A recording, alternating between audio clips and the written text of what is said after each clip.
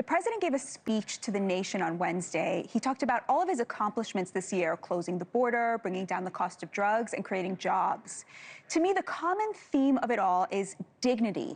Dignity restored to the forgotten men and women of the heartland.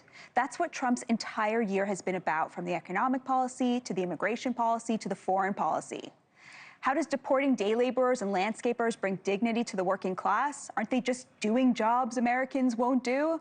Well, no. Contrary to the myth promulgated by the left, there isn't a single industry in America that's dominated by illegals. Not one has more than a 30% share of illegal labor. Migrants aren't doing jobs Americans won't do. They're doing jobs Americans do and get paid much less for because their employers have a much cheaper choice if their American employees say no. Mass deportations tighten the labor market. They give working class Americans a fair shot at the American dream again in exchange for hard work.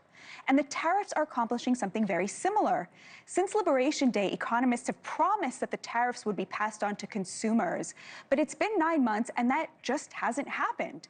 Instead, in a massive redistribution of wealth, American corporations and China ate the tariffs, paying over $200 billion into the Treasury.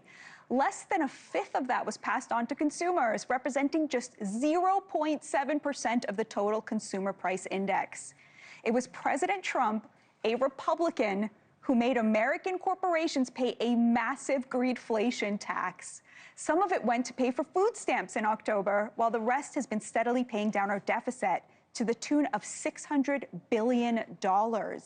The tariffs also contributed to trillions of dollars of commitments from the Middle East to reshore manufacturing and build factories here in the U.S., some of which are already under construction. Tariffs got our goods access to markets in Japan and South Korea and across the EU. Tariffs forced Mexico to police its side of the border, getting illegal crossings down to 0. And tariffs forced Pfizer to reshore manufacturing and give us most favored nation pricing, overturning the disgusting status quo in which we were paying 4 times what other rich countries paid for drugs developed with our taxpayer dollars. That is going to save seniors living on a fixed income thousands of dollars a year.